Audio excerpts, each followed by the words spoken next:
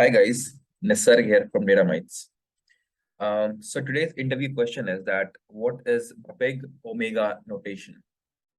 So in the previous lecture, we have studied about what is big O notation, right? So we got to know that a big O notation is essentially a limiting behavior of a function when the inputs tend towards a particular value or infinity. Similar to that, a big omega notation is also the same. It describes the limiting behavior of a function f of n when the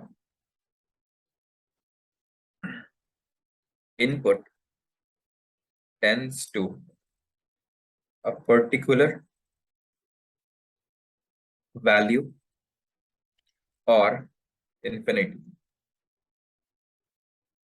What I mean by writing this, that we are quite aware that big O notation is basically an upper bound for any function. Big O notation is an upper bound for any function. But if you talk about big omega notation, so in this case, we have, let's say we have a function. Let's say we have some other function. So this function is f of n, and this function is c times g of n.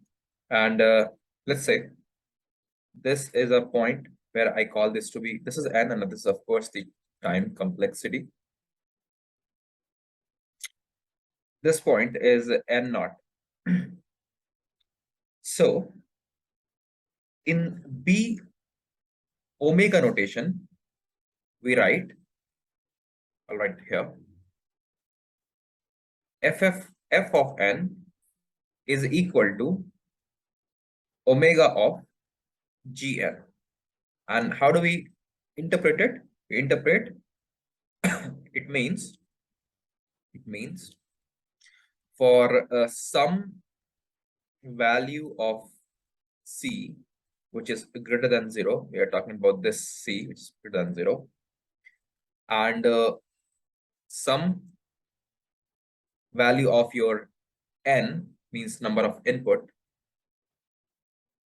that is n naught we are considering over here, which is of course greater than 0, means we are talking about this n naught which is greater than 0, of course, such that n is greater than n naught. N is some point lying in this particular region which is greater than n naught. The function f of n is always greater than or equal to c times g of n. So according to the complexity theory, it means that a function fn is bounded below by an function gn asymptotically. So you can see this function c times g of n is giving a kind of lower bound to the function f of n in this case. Previously in big O notation, this function c times g of n was giving the upper bound for the function f of n, but this time c multiplied gn is giving the lower bound. So we write this kind of equation in terms of omega notation. So function of n is equal to omega g of n. Okay. I hope you have got it. See you in the next video. Okay. Thank you so much.